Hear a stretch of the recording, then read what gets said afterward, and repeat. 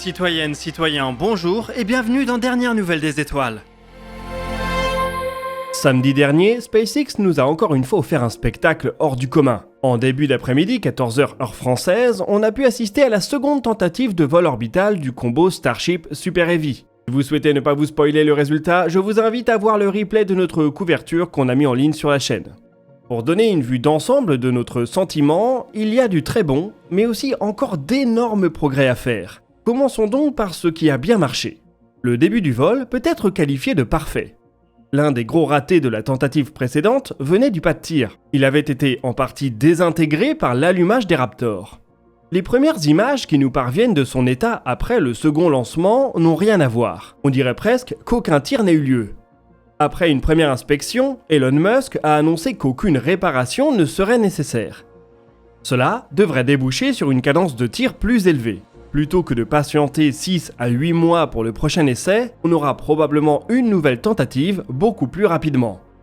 Autre progrès notable, la fiabilité des Raptors. En avril dernier, plusieurs d'entre eux n'avaient pas été mis à feu ou avaient lâché en plein vol, ce qui avait conduit à un décollage lent ainsi qu'à une vitesse et à une altitude faible en fin de parcours pour Super Heavy.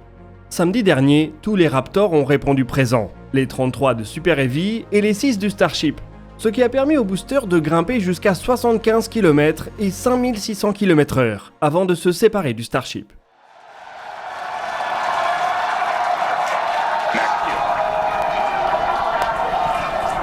And that call-out tells us Starship is through the period of greatest stress on the way to space.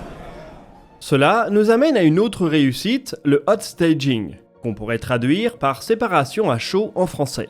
Cette méthode consiste à allumer les moteurs du second étage avant que ceux du premier étage ne soient complètement éteints. Cela permet de limiter les pertes d'énergie sur la trajectoire et de simuler une gravité artificielle au moment de l'allumage du second étage. La méthode n'a jamais été tentée avec une fusée aussi grosse, et elle s'est passée à la perfection. Le Starship a ensuite continué sur sa trajectoire poussée par ses 6 Raptors. En un peu plus de 5 minutes, il a grimpé à 148 km dans l'espace donc, et surtout à 24 000 km/h, à quelques Mach seulement d'une vitesse orbitale.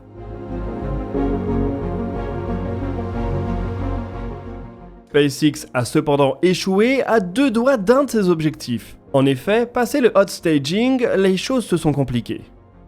Lors du boost back, du retour de Super Heavy, on a commencé à voir des choses étranges à la télémétrie. Le réallumage des Raptors ne semble pas s'être très bien passé. Ils ont été perdus les uns après les autres. On a ensuite vu quelques dégazages brutaux qui ressemblaient à des explosions, suivis d'une désintégration complète de l'étage. L'explosion finale semble se situer au niveau des FTS Flight Termination System, le système d'autodestruction de Super Heavy. Le scénario qui se dessine est donc celui d'un problème d'alimentation des Raptors, peut-être dû à une mauvaise modélisation du comportement des ergols dans les réservoirs lors de la phase de boost back. S'en est suivi des pannes en cascade des Raptors qui ont débouché sur un signal automatique d'autodestruction. C'est encore spéculatif, mais cela colle bien avec ce qu'on observe. Le Starship a subi un sort similaire quelques minutes plus tard. Alors qu'il était à peine visible sur la caméra de suivi, on a perdu brutalement la télémétrie. Au replay, on voit bel et bien un nuage de gaz qui semble signaler une explosion. Des radars météo ont permis d'identifier un nuage de débris à l'est de Puerto Rico. Une vidéo amateur montre également le véhicule se scinder en deux.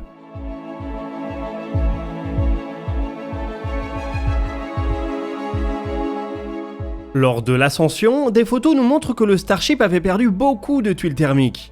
Même s'il était parvenu à vitesse orbitale, il n'aurait donc probablement pas survécu à sa rentrée atmosphérique. Peu d'informations sur le dysfonctionnement qui a débouché sur l'explosion pour le moment, on vous tiendra au courant dès qu'on en saura plus. SpaceX a donc marqué des points importants mais reste encore loin de posséder un vaisseau opérationnel. Le point le plus positif est l'excellent état du pas de tir. Il devrait permettre un nouvel essai rapide. Elon Musk évoque 3 à 4 semaines et rappelle que 3 Starships sont déjà en phase finale de production. Bien entendu, il faut également que SpaceX comprenne et corrige les dysfonctionnements de samedi dernier. L'entreprise tirera à nouveau lorsqu'elle aura identifié une variante du Starship et un plan de vol qui lui permettra de collecter de nouvelles données. Si on a un peu de chance, on ne sera pas trop loin de l'estimation du dirigeant de l'entreprise. Il ne devrait pas y avoir trop de soucis administratifs cette fois-ci, puisqu'il n'y a pas eu de destruction inattendue. Les prochains mois s'annoncent donc passionnants pour le projet.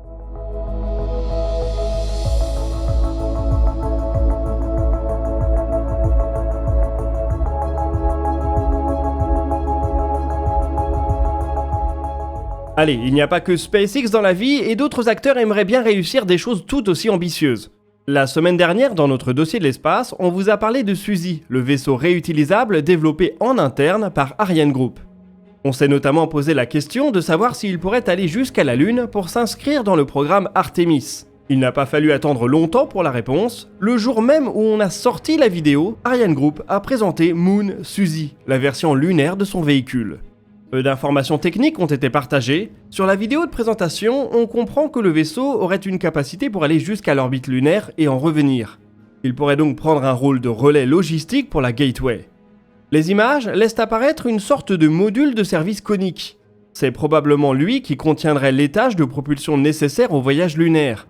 Au début de la vidéo, on voit également deux versions de Suzy, l'une plus grosse que l'autre.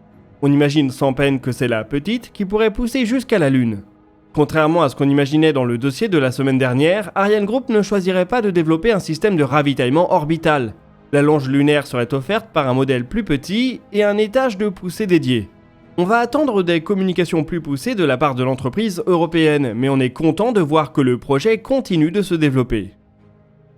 Le Starship et Suzy nous laissent entrevoir un futur où l'humanité s'étend de plus en plus dans l'espace, ce qui peut poser des problèmes du côté des télécommunications. Dès qu'on s'éloigne de l'orbite terrestre, il devient difficile d'envoyer ou de capter un signal radio pour garder le contact avec la Terre. Aujourd'hui, la NASA peut s'appuyer sur le Deep Space Network, un réseau d'antennes dispersées aux 4 coins du monde. Il permet de garder le contact avec Voyager 1 à 24 milliards de kilomètres de nous, et toutes les autres missions qui évoluent un peu partout dans le système solaire. Le Deep Space Network est cependant surchargé. Avec des missions de plus en plus nombreuses et de plus en plus gourmandes en données, il est parfois difficile de satisfaire toutes les équipes. C'est pourquoi l'agence spatiale américaine aimerait bien passer à l'étape suivante, les communications laser. Depuis quelques années, le JPL travaille donc sur le DSOC, pour Deep Space Optical Communication. Il s'agit de l'équivalent laser du Deep Space Network. Et très récemment, on est passé à la pratique. Un boîtier laser embarqué sur la sonde Psyche a ainsi permis d'établir des communications avec la Terre le 14 novembre. La liaison a pu être établie à 16 millions de kilomètres de distance, bien au-delà de l'orbite de la Lune. Un laser infrarouge a permis à Psyche d'échanger des données à haut débit avec un observatoire terrestre. On est pour le moment encore dans une phase de test, mais cela pourrait débloquer un des goulots d'étranglement de l'exploration spatiale. Pointer un laser à des millions de kilomètres n'est pas évident, mais on voit ici que c'est possible. Ce type de communication est en train de se développer à toute vitesse dans l'industrie spatiale, en orbite basse et au-delà. Les communications laser devraient permettre aux futures missions de rapatrier bien plus de données bien plus rapidement. Cela pose d'ailleurs une question sur la manière dont on recherche des signaux extraterrestres. Les initiatives SETI se concentrent beaucoup sur des signaux radio. Mais une civilisation suffisamment avancée pourrait avoir concentré l'ensemble de ces télécommunications sur le domaine laser. Auquel cas, ils pourraient être juste à côté et on ne les entendrait pas. En développant nous-mêmes des technologies laser de télécommunications spatiales, on comprendra peut-être comment éventuellement détecter celles d'autres intelligences potentielles.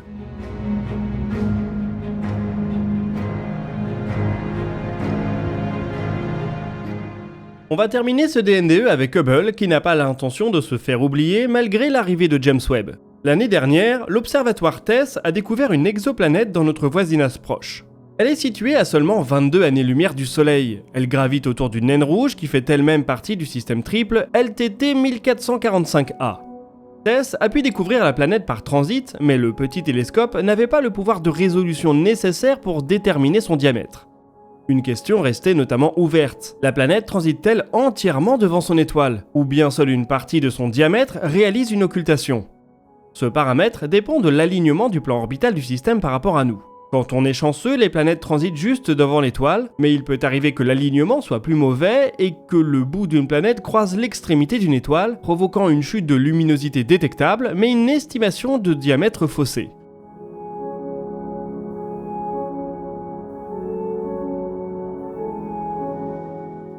C'est là que Hubble a été appelé à la rescousse. Le vénérable télescope a pu s'assurer que toute la planète transite bien devant son étoile, et ainsi déterminer précisément son diamètre. Elle fait quasiment la même taille que la Terre, elle est seulement 7% plus grande.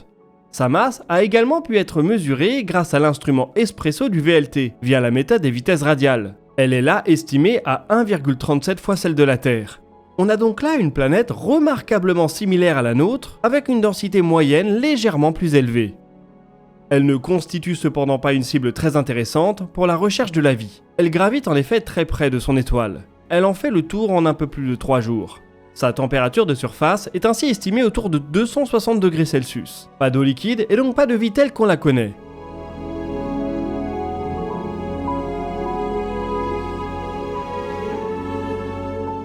Le système comprend cependant au moins 2 autres planètes et l'une d'entre elles se trouve dans la zone habitable.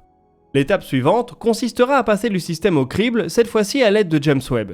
Ces planètes sont proches et leur configuration de transit signifie qu'il devrait être possible de récolter des indices sur leur atmosphère, si elles en ont une.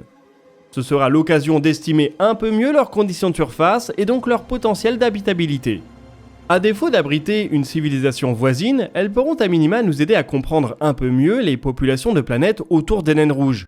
Comme on en discutait dans un de nos précédents dossiers, ce type d'étoile est le plus nombreux dans la Voie lactée. Comprendre l'habitabilité des naines rouges est donc primordial pour estimer l'abondance de la vie dans l'univers. Espérons donc que sur ce cas particulier, James Webb nous apportera bientôt des précisions.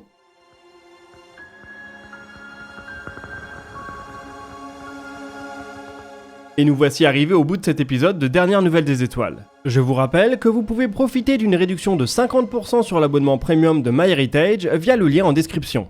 L'émission va continuer en live ce jeudi à partir de 10h sur Twitch, animé par Maxime. Le lien pour venir participer est en description. Et vous pouvez partager vos questions et vos remarques dans les commentaires. On répondra à certaines de vos interrogations dans la vidéo qui sortira ce dimanche à 18h. Je vous invite à également consulter la description pour retrouver nos sources et nos réseaux sociaux. Nous, on se revoit dans 2 jours pour un nouveau dossier de l'espace, et d'ici là, citoyennes, citoyens, portez-vous bien.